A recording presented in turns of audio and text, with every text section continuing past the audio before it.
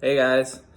All right, this is a bit of a different video today, and the reason for that is because I want to discuss something that a lot of real estate agents use, um, but that I don't think a lot of real estate agents understand much about, and that thing is EDDM.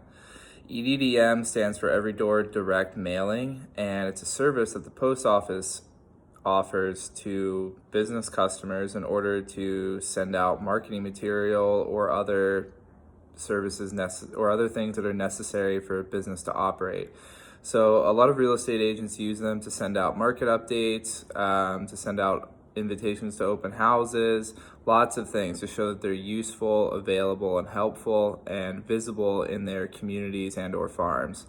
I want to share a few of the mistakes that I've made in assembling my own EDDM little campaign here during coronavirus, and hopefully you can avoid some of the mistakes I made, because the first round of marketing materials that I designed and ordered on Vistaprint showed up, and when I took them to the post office, not even the right post office as it turns out, I was pretty handily turned away. And thankfully, my guy, Alex Franco, with the United States Postal Service's business development team here in Northern California, was able to set me straight and show me what I needed to do to successfully design marketing pieces for my EDDM campaign, and then also make sure that the pieces are bundled and packaged properly in order to get them where they need to go.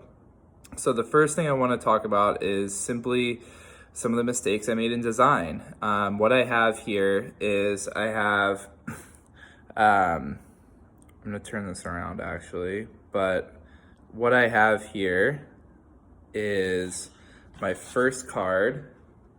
Sorry, my second card. This is what a proper EDDM card should look like. As you can see, we have the USPS retail indicia right there in the square.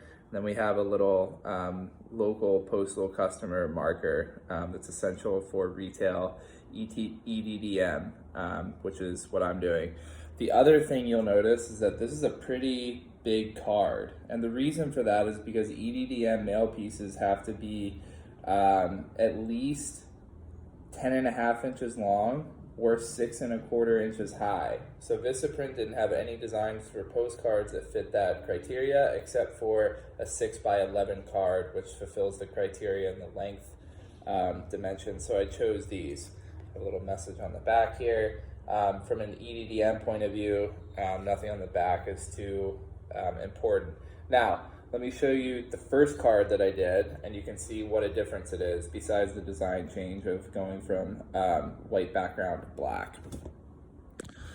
Okay, here's the first card I did. This is a 5x7, which, as you can see up front, patently is not good enough for the Postal Service EDDM. It has 5x7, doesn't fulfill the 6.25 inch height requirement, nor does it fulfill the 11-inch or 10.5 inch length requirement. The other thing you'll notice is that's absent from this card is the EDDM indicia and the local postal customer marker that's also on the front of my newer cards. So there's 3 design mistakes I made right off the bat. No local postal customer stamp, no US EDDM retail indicia, and also a size that's not compatible with EDDM. The second thing I did wrong, major thing I did wrong, was I wasn't even going to the right postal office. Once I finally submitted my order properly for the routes that I wanted to distribute these out on, I realized that the Postal Service that I had tried to deliver my first postcards through actually was the wrong Postal Service. And then on top of that, I'll share a short video clip here in a second. But another thing I did wrong was I didn't even know that you needed facing slips, and that your bundles have to be in bundles of 100 or less. So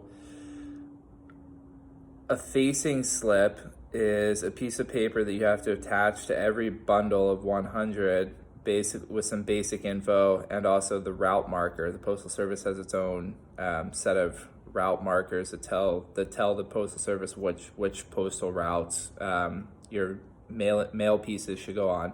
So I didn't have the facing slips ready when I dropped my first load off either, so they were also invalid for that reason, and they weren't divvied up into bundles of 100. So to recap, I made basically 3 major mistakes here. I made 3 mistakes in the design area. I made a mistake in going to the wrong postal service, and then I also made mistakes in how my bundles were packaged for shipment. I'll include the link for the US Postal Service's EDDM tool down below. I'll also give a name and email address for my guy Alex Franco here in Northern California, who's been super helpful in terms of like sending me sample market materials, sending me a bunch of other physical materials in the mail that I received that was all about EDDM. It had sample pieces. It was really, really super helpful. And if you're in Northern California, Alex is the guy.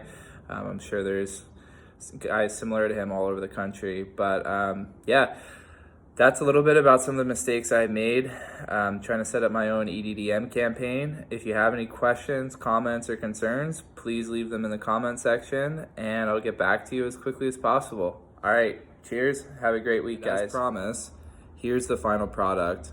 As you can see, they're packaged in bundles of 100 or less, and all the bundles have the required facing strips on them. I just taped them on with Scotch tape, and the Postal Service just accepted them earlier this afternoon. So yeah, let me know what your thoughts are. Bye.